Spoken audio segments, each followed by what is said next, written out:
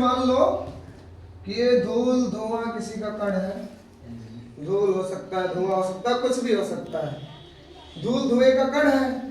मान लो इससे अगर लाइट टकराई, इसको बोल सकते हो, ऐसे लिख सकते हैं डस्ट पार्टिकल है, धूल का कण है।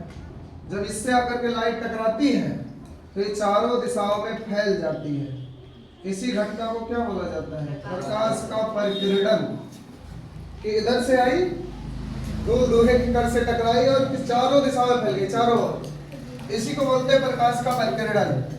देखो ये होता क्यों है, पहले ये समझो क्यों होता है, कैसे होता है, कैसे एक्सप्लेन कर सकते हैं।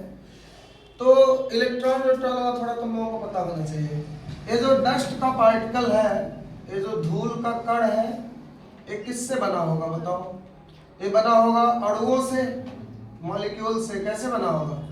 अणुओं से। और जो उसके अंदर अणु होंगे वो किससे बने होंगे? परमाणु से, एटम से। अब कोई भी परमाणु उसके पास दो चीजें होती हैं, एक होता है नाभिक, एक होता है इलेक्ट्रॉन। और नाभिक के अंदर दो चीजें होती हैं, क्या क्या?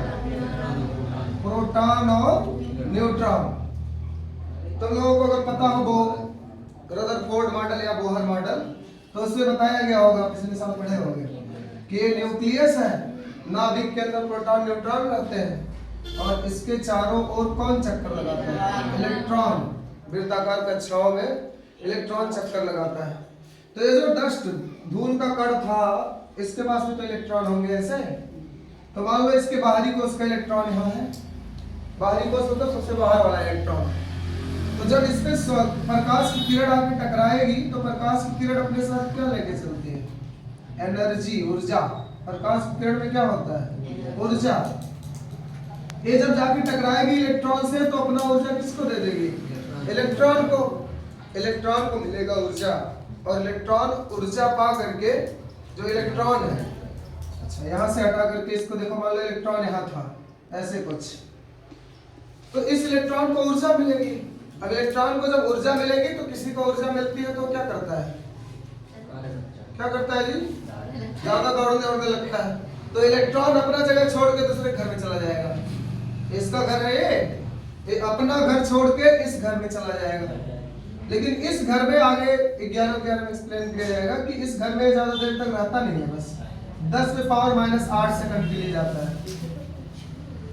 जहां पे था वहां से दूसरे कोष में चला जाएगा, दूसरे कक्षा में, और वहां 10⁻⁸ सेकंड रहेगा, फिर से वापस इसी कक्षा में आएगा।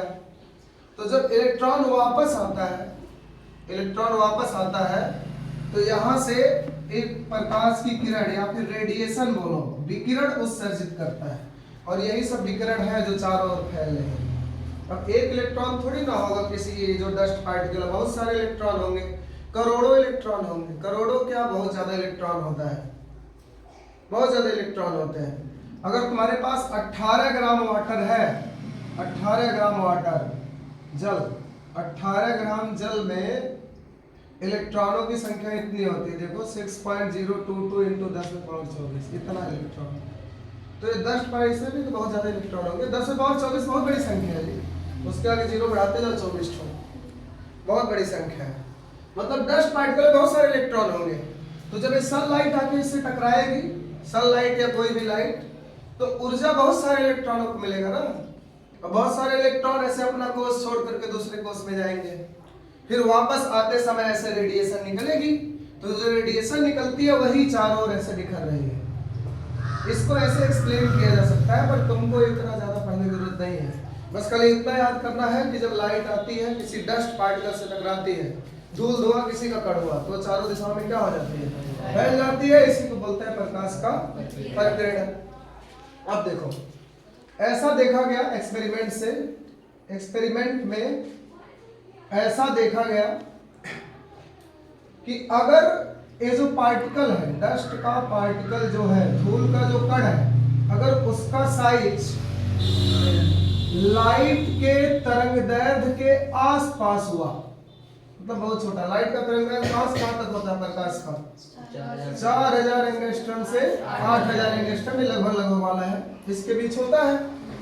तो अगर इस डस्ट पार्टिकल का साइज मतलब क्या, अगर ये मान लो गोल हुआ तो इसका त्रिज्या होगा, इसका त्रिज्या ऊर्जा अगर इसके आकार का हुआ, इसके करीब वाला हुआ, इसके आसपास का हुआ, 4000 से 8000 एंगस्ट्रॉम के बीच वाला हुआ, तो ये देखा गया कि जो प्रकीर्णन है, प्रकीर्णन की जो मात्रा है वो इनवर्सली प्रोपोर्शनल होती है तरंग दैर्घ्य के। इसका मतलब क्या कि जिसका तरंग दैर्घ्य ज्यादा उसका प्रकीर्णन कम होगा, जिसका तरंग दैर्घ्य ज्यादा उसका प्रकीर्णन कम, और जिसका तरंग दैर्घ्य कम उसका प्रकीर्णन ज्यादा। इस हिसाब से किसका प्रकीर्णन सबसे ज्यादा होना चाहिए? बताओ जी, किसका प्रकीर्णन सबसे ज्यादा होना चाहिए? वीव ग्योर में अगर बात करो, ये जो सनलाइट है वीव ग्योर, तो इसमें इधर से इधर जाने पे तरंग दैर्घ्य बढ़ता है ना, वायलेट से रेड की तरफ जाने पे तरंग दैर्घ्य बढ़ता है, तो सबसे ज्यादा तरंग दैर्घ्य किसका हुआ? लाल का। तो सबसे कम प्रकीर्णन किसका होगा? लाल, क्योंकि सबसे ज्यादा तरंग दैर्घ्य है। और सबसे कम तरंग दैर्घ्य किसका होगा? बैगनी का। तो बैगनी वाले का प्रकीर्णन सबसे ज्यादा होता है और लाल वाले का प्रकीर्णन सबसे कम होता है। ऐसा देखा गया।